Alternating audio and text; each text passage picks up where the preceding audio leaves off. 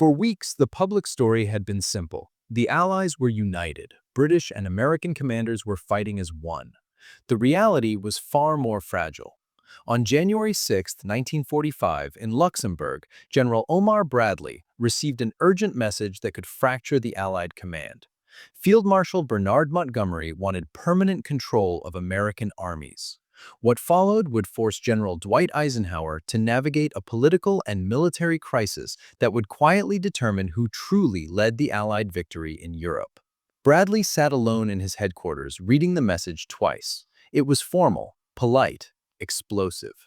Montgomery requested a meeting with Eisenhower to discuss command arrangements for future operations. The language was careful, but the intent was clear. He wanted to retain command of the United States First Army and Ninth Army permanently, not temporarily. Bradley called for his aide, Major Chester Hanson. When Hanson entered, he froze. Bradley's face was pale. His hands were trembling. In 2 years of service, Hanson had never seen the general lose control. Now Bradley spoke slowly, each word deliberate. Montgomery is trying to take command of the American army. He ordered Hanson to call Eisenhower's headquarters at Versailles. "Tell them I'm coming immediately. Tell them it's urgent." Hanson asked if he should prepare talking points. Bradley didn't hesitate. "Tell Eisenhower that if Montgomery keeps those armies, I resign. Tell him Patton will resign. Tell him every American general in Europe will go home before serving under British command." The call was made. The meeting was set for that afternoon.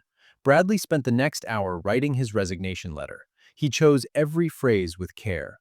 He explained that he could not serve in a structure where American armies operated under permanent British control. Such an arrangement was unacceptable professionally and politically. He sealed the letter, placed it in his jacket pocket, and left for Versailles. This crisis did not appear suddenly. It had been building since December 16, 1944, when German forces launched a massive offensive through the Ardennes forest, about 30 miles wide. The attack split the American front in two. Bradley's 12th Army Group headquarters sat south of the penetration.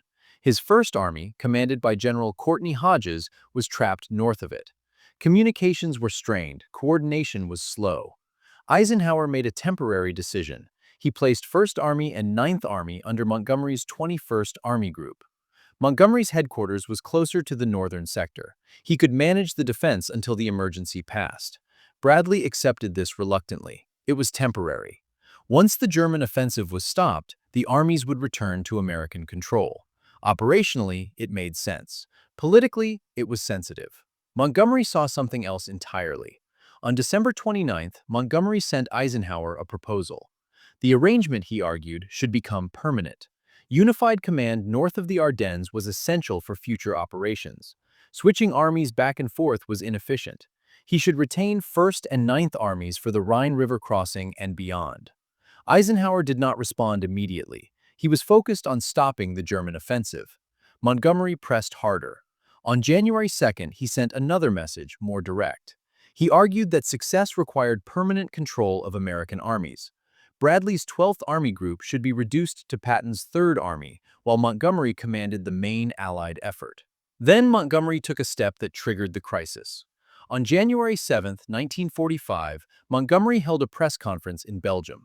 British and American correspondents filled the room. Montgomery described how he had taken command of American forces north of the German breakthrough, how he organized the defense, how British reserves had been positioned to halt the German advance. The implication was unmistakable.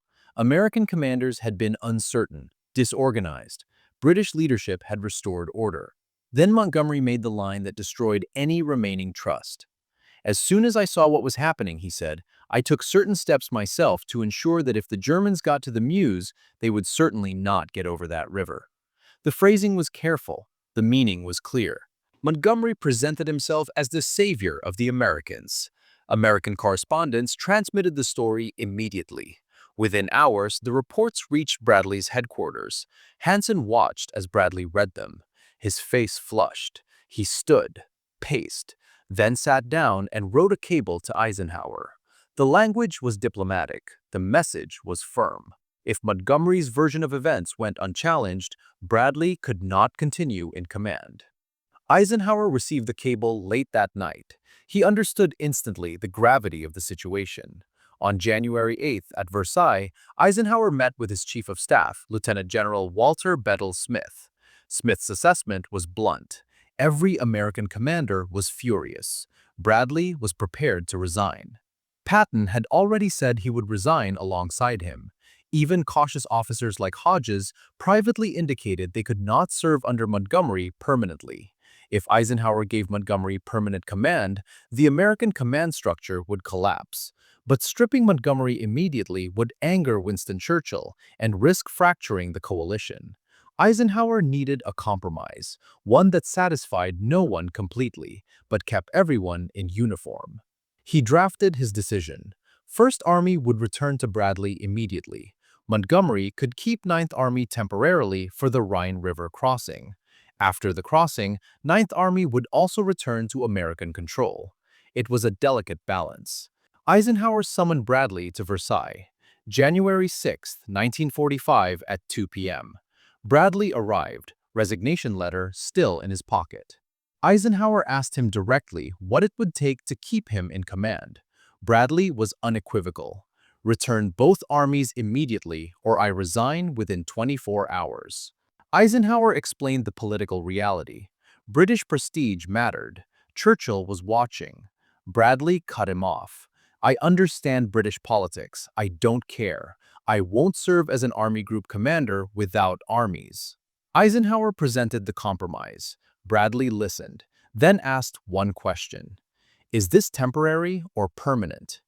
Temporary, Eisenhower replied. No extensions. And if Montgomery tries to keep Ninth Army, then I'll remove him from command. Bradley agreed. The line had been drawn. On January 17th, First Army formally returned to Bradley's 12th Army Group. Montgomery received the news coldly. His chief of staff explained the decision was final. Bradley had threatened resignation. Eisenhower had chosen the Americans. Montgomery understood immediately. He had overplayed his hand. But he still had Ninth Army, and one last opportunity to prove British command superiority.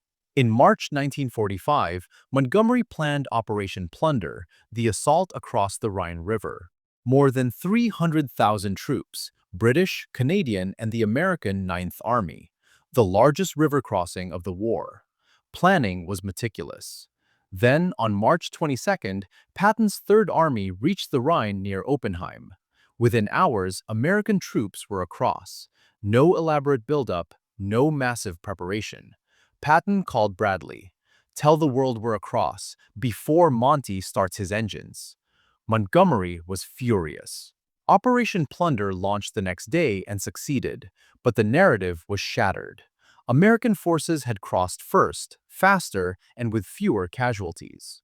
After the Rhine, Montgomery attempted one last maneuver. He argued that removing Ninth Army now would disrupt operations. Operational necessity, he claimed, required continued unity of command. Bradley called Eisenhower immediately. This is exactly what I warned you about. On April 4, 1945, Ninth Army returned to American control. Churchill did not intervene. The moment had passed. By April, Bradley commanded 1st, 3rd, and 9th Armies, more than 1.3 million soldiers. Montgomery commanded only British and Canadian forces. The numbers told the story. American forces were dominant.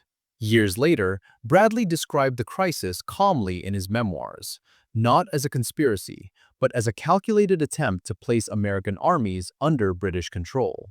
Montgomery told a different story. Operational necessity, misunderstood intentions. But the truth was settled in January 1945. When forced to choose, Eisenhower chose American command. Bradley never sent his resignation letter. He kept it for the rest of his life, a reminder of the day the alliance nearly fractured and the moment the balance of power in Europe quietly shifted forever.